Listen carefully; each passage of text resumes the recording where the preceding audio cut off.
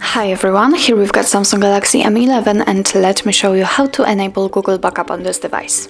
So first of all, let's open the list of apps and enter the settings. Now let's scroll and find Accounts and Backup and tap on Backup and Restore. And as you can see here, we've got the whole Google account section. Now the backup option is off. In order to turn it on, just tap on it and click on the switcher. As you can see, now it is on. Let's get back, and the backup account option has been activated, so we can now tap on it.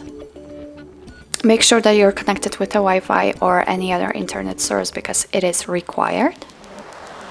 And from this step, we can either create a new account if you do not have your own, or simply type your email or phone. So let me do this.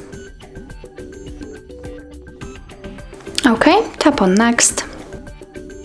Here we have to enter the password, so let me do this auto to screen. Okay, now let's tap on Next. Here we've got some Google Terms of Service and Privacy Policy, so if you want to read it, just tap on it, and here we've got all the info. Let's tap on I agree after reading. Here we've got some backup and storage info, so let's click on Accept, and here your device is telling you what the backup includes. So it will back up apps and apps data, call history, contacts, device settings, and text messages. So if you're ready, click on OK. And as you can see, our backup account has been added successfully, and from now on all the content will be stored on your Google Drive. So that's all.